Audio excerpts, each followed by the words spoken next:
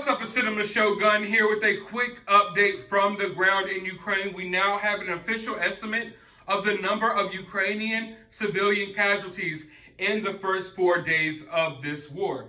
The Ukrainian Health Ministry is reporting that 352 Ukrainian citizens were killed and that 14 of them were children. They are also reporting that an additional 1,684 Ukrainian citizens were injured and that 116 of those citizens were children. Also, we got official confirmation that some of the numbers that I've been reporting to you all were true. At the recent UN meeting that just concluded before I made this video, they confirmed that there were over 4,000 Russian military casualties from this invasion so far. And if those numbers are true, which I believe them to be because those were the numbers provided at the UN Council meeting, if those numbers are true, then that is well above the estimates that Russia was, suspecting. Of course, Russia was going into Ukraine suspecting that there would be some casualties, but at this rate, 4,000 within the first 4 days, and it's over 4,000, and those are just the confirmed kills. That is out of this world. That is just on a whole nother level than I think anyone expected. And don't get me wrong, I understand that this is just the beginning of this conflict. I'm just saying that the beginning of this conflict hasn't been going as planned for Russia. You have to understand that regardless of how strong your military is, you're going into a land that you're not necessarily familiar with. Think about it. If someone who's never been to your town, never been to your city, came to your city wanting to fight, wouldn't you have somewhat of an upper hand because you were born and raised there? You knew the ins and outs of the city like the back of your hand? So a lot of these young Russian troops, they're marching in here into Ukraine. They have no idea where they're going. They have no idea where they're at. Half of them aren't even motivated to fight. And they're fighting a fight that, at the end of the day, where they don't even know what they're really fighting for. Whereas the Ukrainian citizens and the Ukrainian military, they know they're fighting to keep their country around, to keep their freedom, to remain independent of Russia. So they have reasons to fight.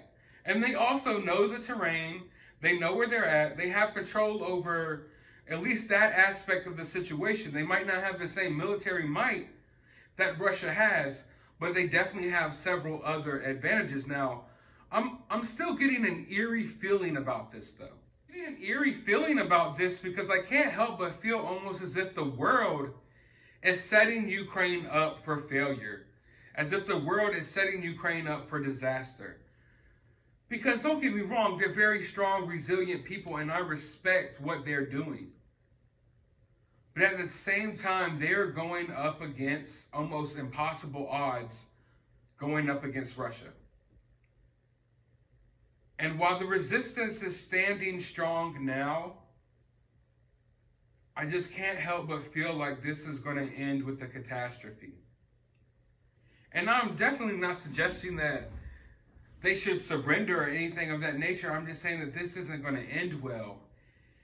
And I feel like as the world cheers them on and they're like, yeah, fight on, fight on, fight on, you're not taking into account the fact of what's really going to happen to these people possibly in the long run if Russia uses their full military might. Because right now they aren't. Right now we are seeing only a small portion of what Russia can do. But like I stated just a moment ago, Russia's still out of its element when they're walking through cities in Ukraine where there's millions of people. For instance, there's millions of people who live in the capital of Ukraine. And Russian soldiers think they're just going to walk in here and prance in here and just mob down the street, while all of these millions of civilians are shooting at them through their windows and out of back doors, you name it. Ukrainian citizens on every corner.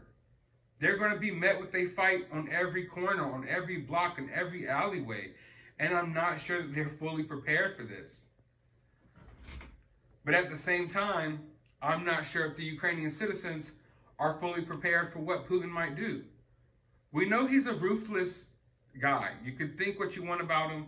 We know at the very least, he's a ruthless ruler. I'm not putting anything past him. I feel like we're going to see a lot of bloodshed going forward, but at the very least for right now, Ukraine is holding up better than I think anyone could have imagined. And I think that the EU realizes that as well, because now they have committed to provide Ukraine with fighter jets. Now I want you all to realize what that means. That means that the EU, they're not planning on arming a resistance. All right, how can I put it?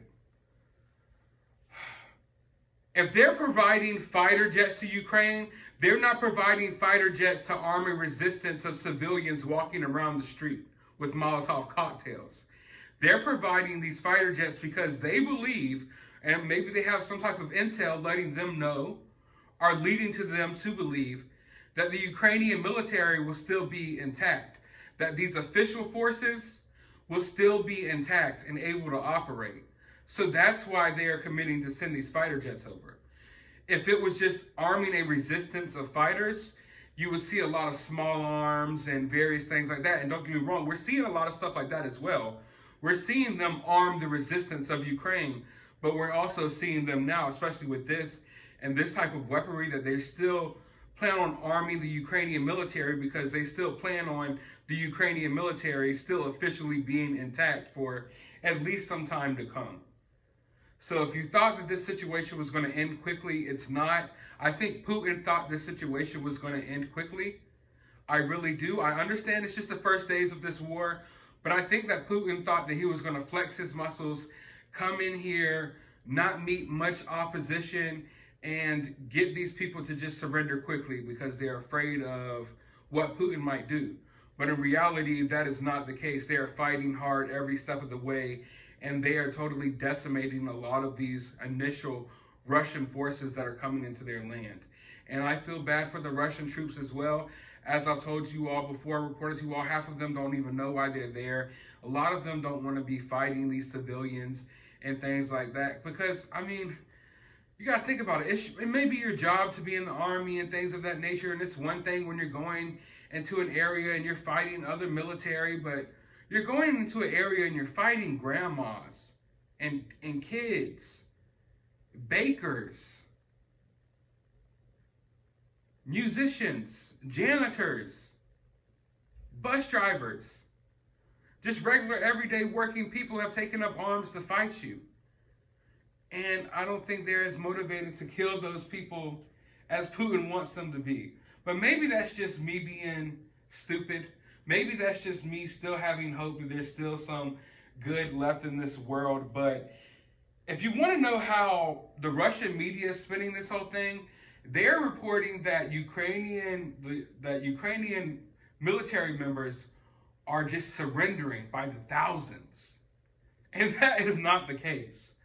That is not the case. I'm not sitting here and I'm not delusional telling you that, oh, Ukraine's going to win this war. Ukraine's winning. You know, I'm not going to sit here and tell you that. But I'm also not going to sit here and follow up with this Russian propaganda that's trying to make their Russian citizens believe that these people of Ukraine are welcoming in the soldiers and that a lot of the Ukrainian soldiers are laying down their arms and they're giving up, when that's not the case. I've seen some brutal fighting over the past few days, especially the last 2 days. I've seen things that I have never seen before. It's just there's a lot of bloodshed happening. There's a lot of people losing their lives, a lot of young kids losing their lives. And when you go on Russian media outlets, for those of you who are complaining about how I'm covering this story, I want you to go and watch Russian state TV. Because on Russian state TV, this reporter is on here literally talking about destroying the whole world. And I am not joking. He said, and I quote, "Our submarines alone can launch more than 500 nuclear warheads, which guarantees the destruction of the U.S. and NATO for good measure. The principle is, why do we need the world if Russia won't be in it? That's what they're telling people on the Russian TV. On Russian state TV as we speak, they are telling the people of Russia that there's no point in the world even existing anymore. That we might as well destroy the whole world if they want to take Russia out. Were we really trying to take Russia out? I don't know. I know there's a lot of shady stuff going on. There is so much shady stuff going on behind this conflict. I know America has its hands all in it. They always do. And just in case you were wondering,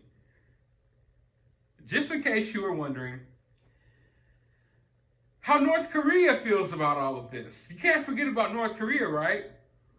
Well, North Korea is blaming the U.S., saying that the U.S. is hypocrites. We are.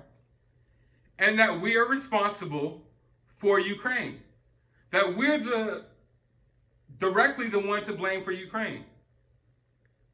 And then they shot off a missile into the Sea of Japan. I kid you not. I am not joking. They released a statement blaming the U.S. for what's going on in Ukraine, and then proceeded to shoot off another missile into the Sea of Japan. So, yeah, the world is in a crazy state right now. I am praying for the safety of all of us. I know that I have an international viewership. There's people watching my channel from all over the world. I thank all of you for watching my video. It means so much to me. And I want all of you all to be safe. I don't care where you're at. We're all in danger at this point. Let's just be honest. And I want all of us to be safe. You know, it's just an extremely crazy situation. It's crazy times we're living in. And here I am. I have a platform where I can speak to people from all around the world. And I have a new level of concern for the things that are happening around the world, because I know there's people around the world watching my videos. So I'm extremely scared about the situation, and I just want everyone to be okay, no matter where you're at, you know, at the end of the day. But I'll still be here following this situation closely. I'm sure you'll see a new update coming within the next couple of hours. But for now, drop a comment below. It goes a long way in helping the channel. Hit the thumbs up button, hit the subscribe button, ring the notification bell. And as always, find some time out of your day to be appreciative that you're not in this situation.